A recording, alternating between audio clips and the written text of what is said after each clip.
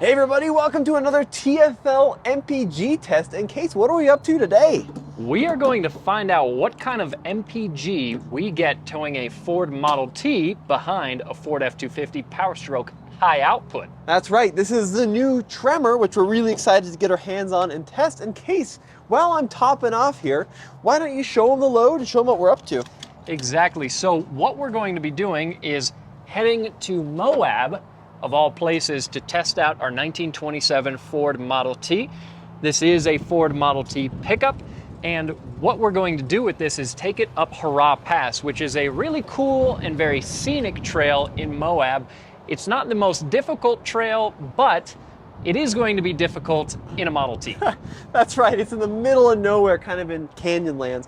But first we gotta get to Moab, and we thought we'd do a quick test on this F-250 with the Tremor package. In case the Tremor is kind of a cool off-road option, isn't it? It is. So while we're out there in Moab, we're also going to take this truck on the trail a little bit because we might as well. We do have a pretty aggressive wheel tire combo here, some nice Goodyear Wranglers. So that's going to help us out. We've got a good bit of clearance underneath this truck. It is a kind of a beast. It's a big vehicle. Yeah. So we'll see how it does when we get it out on the trail. But today we're doing what these trucks are really meant to do, which is pulling a trailer. This is a pretty light trailer. We're figuring this is probably around 5,500 pounds loaded up. So really, the truck's not going to notice that there's much of anything behind it. So Case, I'm gonna take the camera from you. Yeah. I'll let you get behind the wheel. Let's show them the front of this truck. This is a really good looking truck with this Tremor group. Now it doesn't have the winch, which is an option I would spec, but this thing is fully loaded. It is an absolutely gorgeous rig, and I love kind of the combination of some of the bling along with some of the off-road gear and tech. It really gives it a distinctive look. All right, so we're inside this 250, and Case, the amount of luxury inside this truck is just insane. It's crazy. Look at the size of our sunroof, Tommy. Oh my God, man. Absolutely massive. I've also got a nice, very high definition heads-up display that's full color in front of me that is going to be very difficult to see on camera. But we've got huge screens. We've got really nice materials.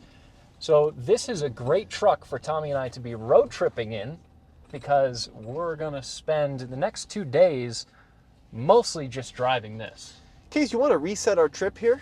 Yeah, that is a good idea. Get the steering wheel level. It's one of about 400 buttons on the steering wheel. Yeah, so let's see if I can flip around. Trip. There you go, nice. Trip 1. Reset that bad boy up.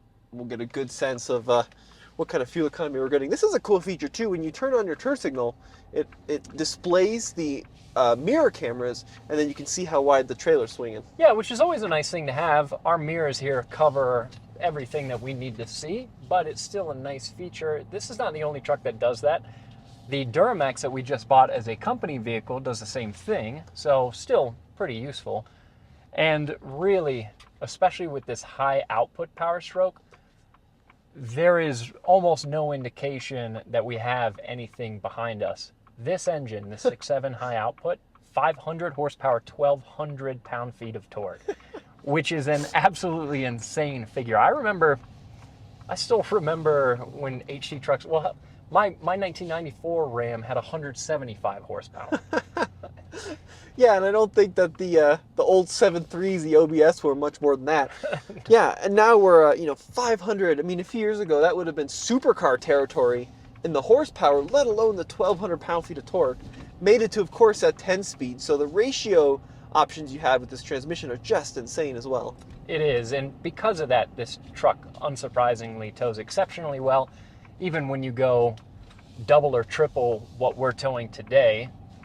So yeah, this is going to be a really easy setup for us to take to get to Moab. It's, I think you could describe it as overkill. So towing up this grade, this is a pretty tough little acceleration area for a lot of tow vehicles. We're leaving Golden, Colorado, heading up into the Rocky Mountains. And this initial climb, I think this is called Floyd Hill, right, Case? Yep. Is quite steep, and you end up with a lot of trucks in the right lane doing 25, 30, 35 miles an hour. And this thing, we're cruising along 55 miles an hour. The speed limit here, just like it's nothing. It's unbelievably confident. Yeah, and like you said, this is a pretty steep pitch of highway. Through this drive, we are going to drive over the Ike, which is what we typically use to test trucks, and that's also a very steep stretch of highway. But this as well, this climb, we've seen plenty of people pulled over on the side of the road, overheated, even unladen, not towing a trailer, just an older vehicle trying to get itself up this hill. Yeah. Can be a struggle. It's pretty funny. That Model T we're towing back there, that Model T truck had 20 horsepower and struggles to do 45 miles an hour on flat ground. Now in this brand new Super Duty, we're easily doing 55, 60 up this grade. Towing the old T, so it's pretty cool. We're towing the T much faster than obviously the it T would be could able drive to go itself. under its own power. So we're going to keep cruising along on the highway here, and then we got a few hundred miles to go, and we'll update you as we get closer.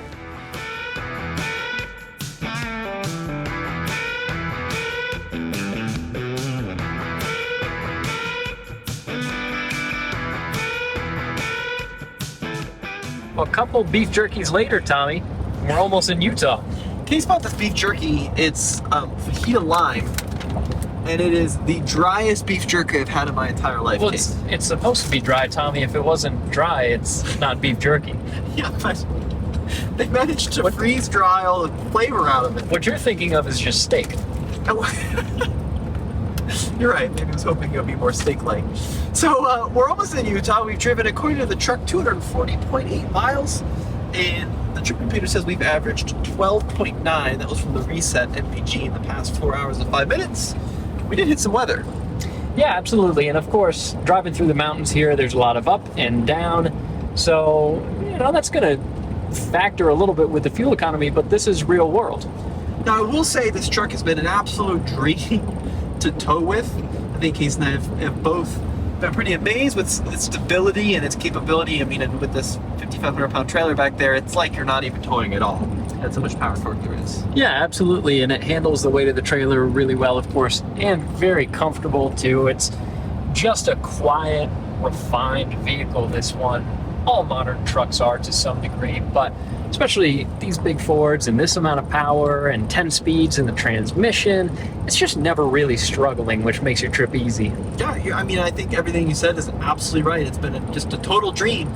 So we're going to get off here in Fruita, Colorado at our usual gas station we fill up at, and then we're going to top this thing off with diesel and see on the pump what kind of fuel economy we're going to get. Case, do you think we're going to be more or less than 12.9 MPG? I typically think that the trip computers are more often optimistic than pessimistic. I've definitely seen it every now and then where the real world fuel economy tested at the pump when we actually measure how much fuel we used. Sometimes the fuel economy that we calculate is better than what the trip computer thinks, but I wouldn't say super often. Yeah, usually it ends up being a little bit worse. But I'm hoping that this one's right on the money. Some of the more modern ones have been pretty spot on. Now, interesting thing about fuel economy, of course, in this GVW weight class, this HD class, Ford and all the other automakers don't EPA rate these trucks because it's not required. So this fuel economy we're getting is going to be the real world situation. This truck is fully broken in. It's now at 4,341 miles on the odometer. And Ford has informed us that the EPA does their testing at 4,000 miles. So they recommend doing our fuel efficiency tests at over 4,000 miles now, which is a recent change with Ford trucks. That's something we're going to strive for. But now that we're fully broken in, of course, in this truck, it'd be cool to see what kind of MPG we get. One other great thing, too, is we've driven 242 miles. And if you look at the fuel gauge case, we are just under half a tank here. So clearly, pretty good road tripping range, even towing. Yeah, exactly. And of course, the load that we're pulling is not nearly as much as you can put behind this truck. You could make it a lot more extreme than it is right here. Mm-hmm. And how much MPG you get is going to depend on specifically what you're pulling and where you're pulling it. Yep. But I still think it's a good indication if you're towing a relatively light and semi-low profile trailer. Semi-low profile. Yeah. It's not sticking up as much as a camper, that's for sure. What kind of fuel economy you get. All right, let's hit it. Sounds like we're about... There we go. All right. Starting our 30-second timer. Is that a swatch? It is a swatch. It's my moon swatch case. Wow. not sponsored. I believe that's Earth. This Moonswatch has seen some better days. It's been dropped off-road, scraped on rocks, but it just keeps trucking. Sadly, not sponsored. I wish it was. If only. That would be a cool sponsorship. Maybe someday, and then we'll know we've really made it. All right, ready? In 30 seconds. This is the world's slowest fuel pump. There we go. All right, 19 gallons. We've got our distance there, 242.7. 19.17, 12.6. Okay, so pretty close to what the computer figured at 12.9. Yeah, not bad. Yeah, and really not too bad of a number considering we are pulling a decent bit of extra weight. We're not pulling as much weight as this truck weighs. We haven't quite doubled our weight from end to end. And let's check out the payload on this truck too while we're at it. Absolutely. Let's go into the door here.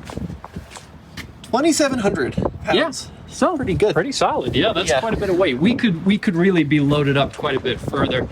But this is the load that we need to get to Moab, so that's what we're pulling. We did get it a little bit dirty, but that's kind of the fun thing about getting a Model T out and actually using it, because it can always be cleaned up and detailed. These are in museums all over the place, so getting it out and driving it is what really excites us. And it might sound a little strange to bring this vehicle to Moab. These actually have quite a bit of ground clearance, and they articulate really well because these were designed back before nice paved roads existed. Yeah. So that's going to be the video coming up with this, if that's something you feel like checking out. Yeah, that's going to be over at TFL Classics. But as always, it's been a great video. Case, thank you for your help. And as always, head over to alltfl.com. We got more videos for you coming soon.